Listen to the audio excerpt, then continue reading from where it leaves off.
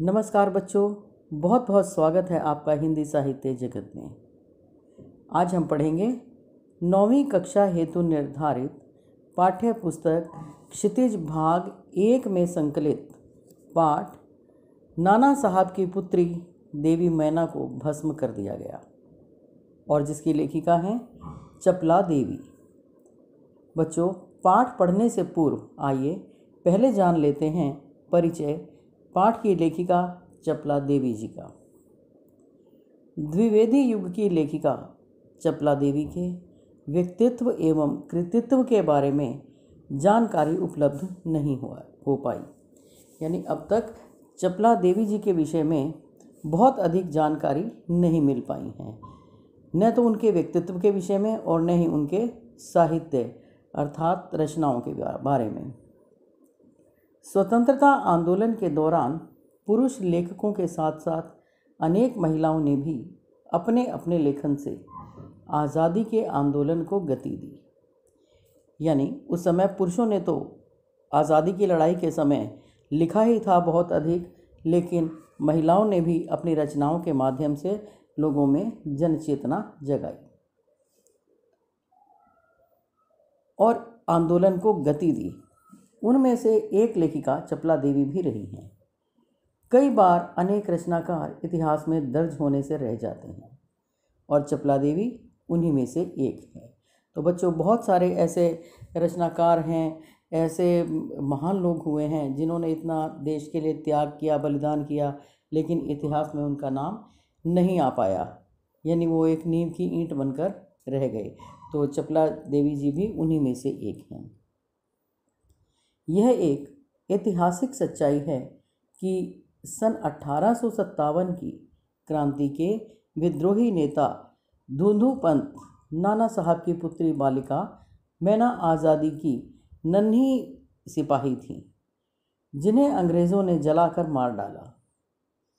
देखो बच्चों, ये एक ऐतिहासिक सत्य है कि सन 1857 की जो क्रांति थी और उसके विद्रोही नेता जो अंग्रेज़ों के विद्रोही थे, जिनका नाम था धुंधु पंत और उनकी पुत्री का नाम था मैना, तो वह आज़ादी की एक नन्ही सिपाही थी, जिसको लेकर ही यह पाठ लिखा गया है।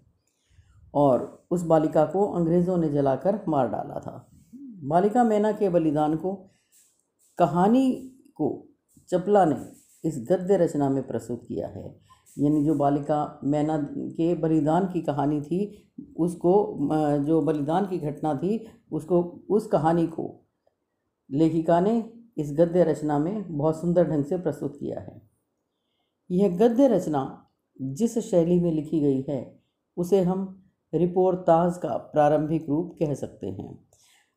रिपोर्ताज एक विधा है हिंदी की और यह इसका बिल्कुल आरंभिक रूप कहा जा सकता है, जिसमें व्यक्तिगत रूप से किसी व्यक्ति के विषय में पूरी जानकारी दी जाती है।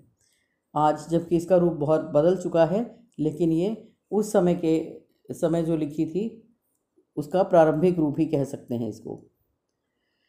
मातृभूमि की अब चलते हैं पाठ की ओर कि पाठ में लेखिका ने क्या बताने का प्रयास किया है। मातृभूमि की स्वतंत्रता और उसकी रक्षा के लिए जिन्होंने अपने प्राण न्यौछावर कर दिए। देखिए, मातृभूमि की रक्षा के लिए अनेकों देशभक्त ऐसे हुए हैं जो देश के लिए अपना सर्वस्व लुटाकर चले गए। तो उनके जीवन का उत्कर्ष हमारे लिए गौरव और सम्मान की बात है। उस गौरवशाली किंतु विस्मृत परंपरा से किशोर पीढ़ी को परिचित कराने के उद्देश्य से इस रचना को हिंदू पंच के बलिदान अंक से लिया गया है। बच्चों, जो हिंदू पंच है वह एक पत्रिका का नाम है, जो उस समय एक पत्रिका निकला करती थी और ईश्वरी दत्त उसके संपादक थे। तो उस पत्रिका में से यह अंक जो है लिया गया है। उसके बलिदान नामक अंक था, उसमें छपा था और उसमें से ही ये कहानी ली गई है।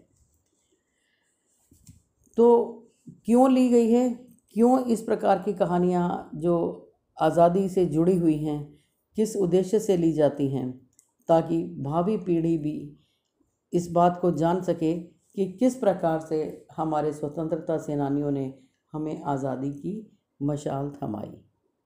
तो जिस परंपरा को, जिस गौरवपूर्ण इतिहास को लगभग आज के किशोर बालक भूल चुके हैं, तो उन्हें फिर से याद करा दिया जाए, उन्हें फिर से उनके अंदर भी देशभक्ति की भावना जगाई जाए, इस उद्देश्य से उन्होंने इस कहानी को लिखा। हिंदी गद्य के प्रारंभिक रूप को विद्यार्थी जान पाएं, इसलिए इस गद्य रचना को मुद्रण और वर्तनी में बिना किसी परिवर्तन के अविकल प्रस्तुत करने का प्रयास किया गया है। तो हमारी हिंदी भाषा जो है बच्चों को कई पड़ावों से गुजरकर आज के रूप तक आई है। तो जिस समय ये लिखी गई उसमें बिल्कुल उसी रूप में हमारे सामने प्रस्तुत की गई है। इसमें बहुत अधिक फेरबदल अथवा परिवर्तन नहीं किया गया, और ऐसा इसीलिए किया गया है कि हमें उस समय के लेखन से परिचित कराने के लिए कि उस प्रकार रचनाएं कैसे लिखी जाती थी, ताकि हम भी जान सकें, हमारे विद्यार्थी जान सकें। चलिए अब चलते हैं पाठ की ओर कि पाठ में लेखिका क्या बता रही हैं। नाना साहब की पुत्री देवी मैना को भस्म कर दिया गया।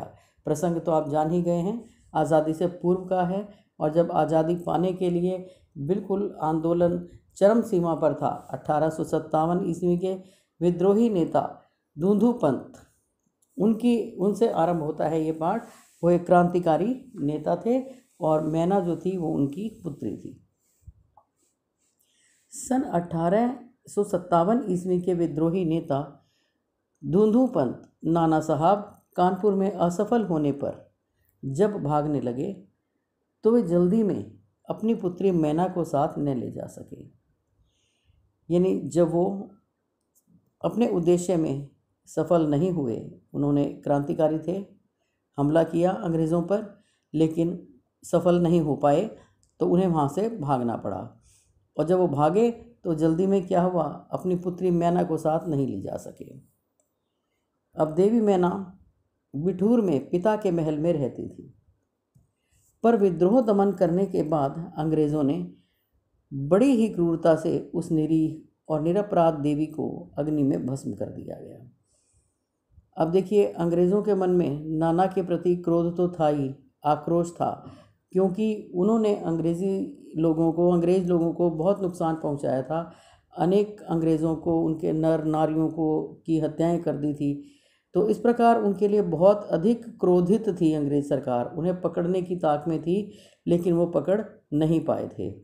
तो उनके मन में ये हो गया कि इस नाना साहब का एक भी निशानी यहाँ पर नहीं रहनी चाहिए, चाहे वो उनके घर का कोई सदस्य है या चाहे उनकी जड़ पदार्थ भी कोई हो, कुछ भी यहाँ पर नहीं रहना चाहिए। तो इसीलिए उन्होंने इसी उद्देश्य से क्या किया, उस निरीह यानी उस मासूम और निर्दोष बालिका मैना को भस्म कर दिया, अग्नि में जला दिया।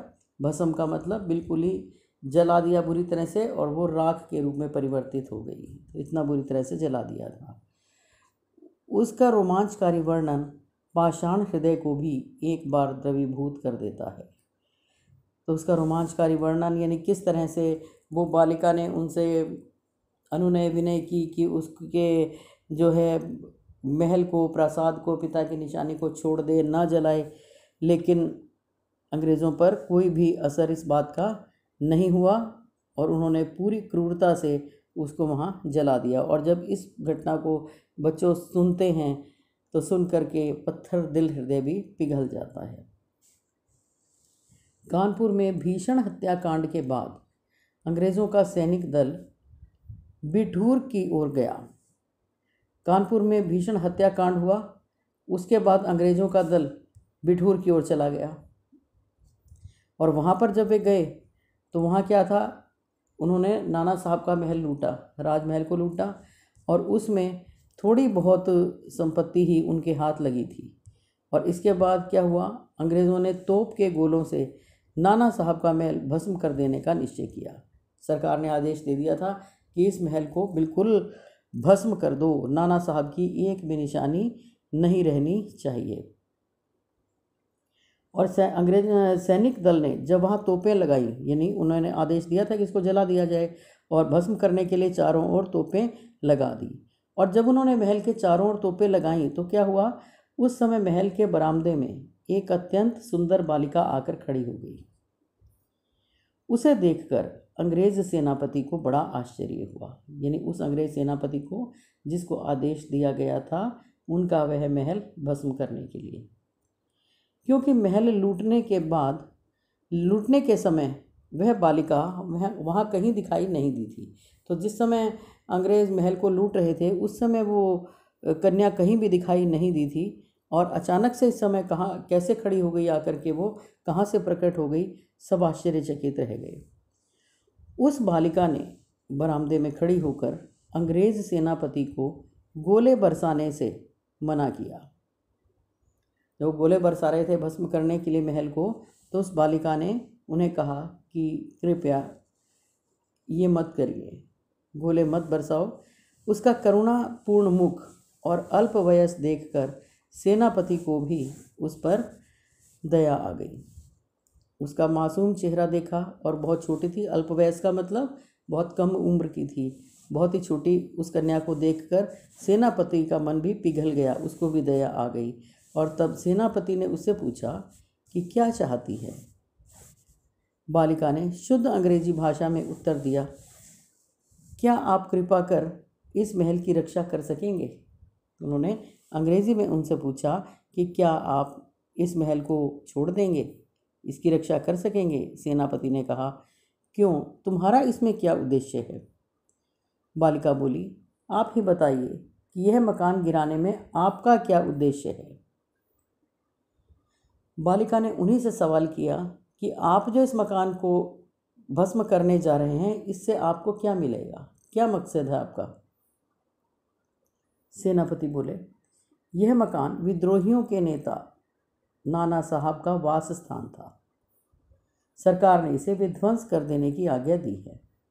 कि यह मकान तो विद्रोहियों के नेता का था, और यानी वो हमारे शत्रु थे और उनको छोड़ना खतरनाक है, और इसको भस्म करने का ही हमारी सरकार ने आदेश दिया है।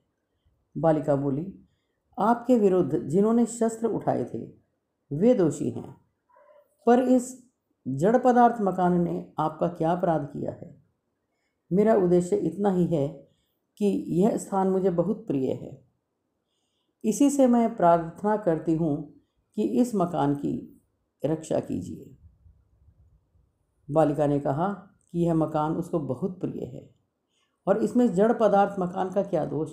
जिन्होंने आपके विरुद्ध शस्त्र उठाए, आप उन्हें सज़ा दे सकते हैं, उनके प्रति जो भी आपको कार्यवाही करनी है करिए, लेकिन इस मकान को जलाकर या ख़त्म करके तुम्हें क्या मिलेगा। तब सेनापति ने दुख प्रकट करते हुए कहा कि कर्तव्य के अनुरोध से मुझे यह मकान गिराना ही होगा। हालांकि जो सेनापति थे वो मन से नहीं चाहते थे। उस अबोध बालिका को देखकर उनका मन पहले ही दया से भर गया था, तो उन्होंने अपने कर्तव्य का वास्ता देते हुए कहा कि मैं भी आदेश से बंधा हुआ हूँ, अपने कर्तव्य से बंधा हूँ, इसलिए मुझे यह मकान गिराना ही होगा। इस पर बालिका ने अपना परिचय बताते हुए कहा कि मैं जानती हूँ आप जनरल हे हैं। आपकी प्यारी कन्या मेरी में और मुझ में बहुत प्रेम संबंध था।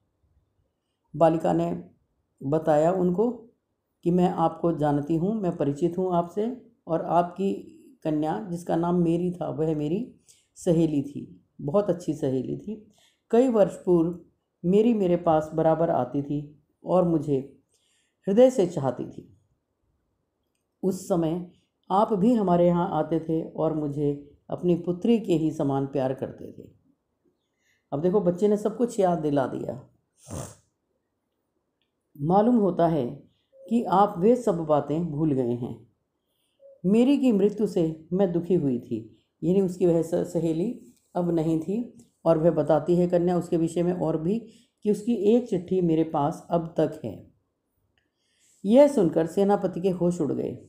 उसे बड़ा आश्चर्य हुआ, और फिर उसने उस बालिका को भी पहचाना और कहा, अरे यह तो नाना साहब की कन्या मैना है। अब सेनापति हे भी उसको पहचान गए थे। सेनापति हे कुछ क्षण ठहर कर बोले, हाँ, मैंने तुम्हें पहचाना कि तुम मेरी पुत्री मेरी की सहचरी हो। सहचरी का मतलब सहेली हो। किंतु मैं जिस सरकार का नौकर हूँ उसकी आज्ञा नहीं टाल सकता। यानी मैं भी नौकर हूँ, मैं भी कर्तव्य से बंधा हुआ हूँ, तो मुझे तो अपने कर्तव्य का पालन करना ही होगा। तो भी मैं तुम्हारी रक्षा का प्रयत्न करूँगा। उसको आश्वासन दिया सेनापति ने। इसी समय प्रधान सेनापति जनरल औटरम वहाँ आ पहुँचे और उन्होंने बिगड़ कर सेनापति हे से कहा, नाना का महल अभी तक तोप से क्यों नहीं उड़ाया? यानी अब तक उड़ा देना चाहिए था, इसको भस्म कर देना चाहिए था, अब तक तुमने ऐसा क्यों नहीं किया? तो बच्चों, आज के लिए इतना ही। इससे आगे कल चलेंगे। तब तक के लिए धन्यवाद।